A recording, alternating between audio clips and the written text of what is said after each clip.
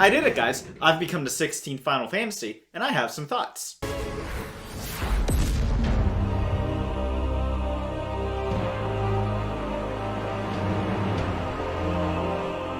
If I didn't already own a PS5, this would have been the game to sell me on it. I'm a pretty big Final Fantasy fan, and I just love a good action RPG. I played FF14 for about a month or so in 2020 and loved it. So YOSHI P and his team making an action RPG is right down my alley. In fact, so much of it felt like it was plucked out of my ideal video game. Sadly, that makes the parts of the games that weren't stick out even more. The setting is one I am very open about not caring for. Personally, I find traditional high fantasy very lame. One of the reasons why I gravitated so much to Final Fantasy 15 was because it had a modern day setting. This game being set in the late 800s is a bit of a bummer for me. That's not me saying I didn't like the story or the world. That's just me saying if you set it 1100 years later, I would have enjoyed it a whole lot more. Other than that, I wish the game gave me more control over my party members. I don't care about directly controlling them. In most cases, I prefer one fully fleshed out character over less dev time going into the main dude I'm going to be playing for 99% of the game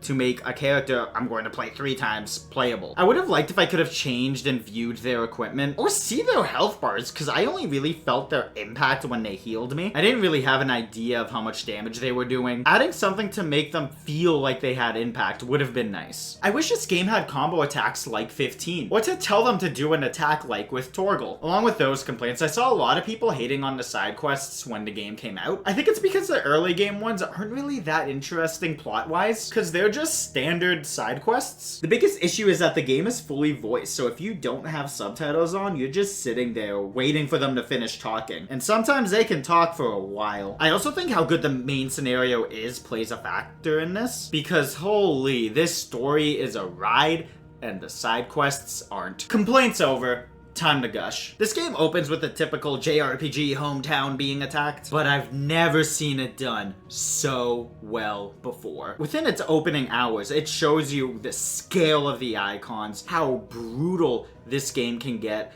and masterfully sets up the world. Having beat the game now, I am so excited to make a video on it. It's the best opening ever, plain and simple. It just does such a good job of showing that very key moment in Clive's life. On the note of Clive, I think he might be my favorite Final Fantasy protagonist. I love the journey that he goes through, mostly because his English voice actor, Ben Starr, does such a good job. You know how Ray Chase did a really good job in 15 and seemingly started popping up everywhere? I hope that happens with this dude because he killed this role. He has a lot of phenomenal moments. Overall, the cast is great, especially the other dominants. It's easily got the best Cid in the series. Like, it is not even close. The story was very entertaining. I love the political drama aspect of it, and I really liked how the game got weirder in that JRPG way. I saw some people saying they didn't like the last third of the story because it was confusing and weird. Yeah, it goes off of the rails a bit, but in the grand scale of the genre, it wasn't that bad. The story is still great.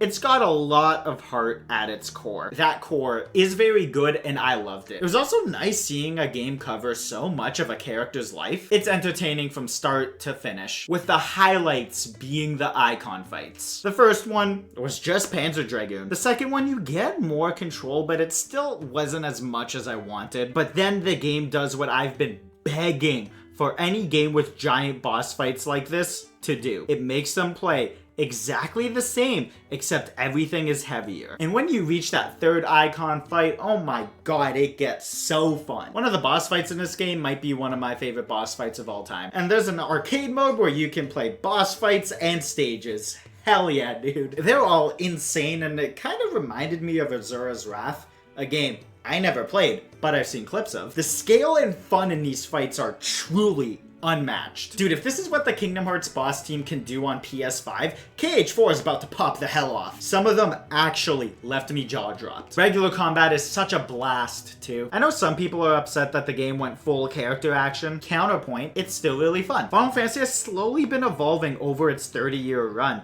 If you're upset that it's now crossed that line into full character action RPG, I get it. But the dog has a move that launches enemies into the air. Then you can teleport and do an air combo, slam down on the dude, knocking him away, and then pull him back in. All of the icon abilities you can learn are a blast to use. It was very fun experimenting with them. I could see how you'd want to use every ability, which is the sign of an amazing kit. I really like the skill tree because it's exclusively centered around Clive's moveset instead of this gives plus 5% defense. 16 cuts a lot of stuff that's just RPG filler that's only there to give dopamine because number go up, feel good. That's why I'm not too upset about being able to change my party's equipment. I think it was smart to leave it at just Clive. My favorite thing about this game's combat is how it promotes being aggressive. My favorite type of combat in games is a fast system. Bonus points if I can dodge mid-attack or change weapons mid-combo, which this game does. Note, I'm counting swapping icons as swapping weapons. That was actually something I would have really liked to see. Each icon having a weapon attached to it. What I think really promotes being aggressive is not having a block unless you have Titan equipped. Your defensive options are a perfect dodge, which is so satisfying to do. I got a piece of equipment that powers up my combo out of it, and whoo boy, that became my favorite thing to do. And a parry that stops the enemy's attack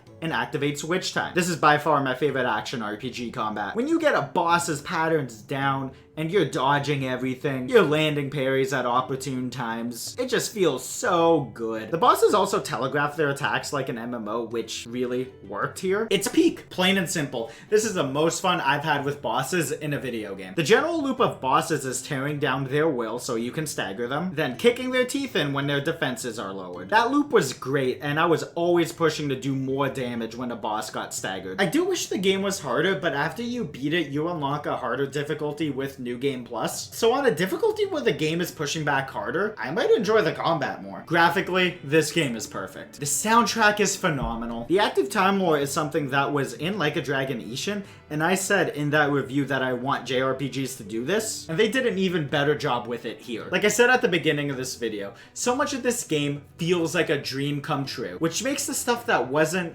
stick out more. Dude, I wish I can do attacks with the party members like I could with Torgal, or team up takedown attacks. The score could raise if I play the game on New Game Plus and the combat's just even more fun on a harder difficulty, but as of now, I think Final Fantasy XVI is a 9.75 out of 10. Yoshi P didn't miss and crafted an outstanding roller coaster. I just wish some things were different. This is the first game that felt truly next gen for me. We're here. This is what PS5 can do. Do you agree? Think I'm an idiot? Comment down below. Dislike the video if you're really annoyed how they spelled high potions, and subscribe for more bad content. Follow me on other platforms if you want. Take care, guys.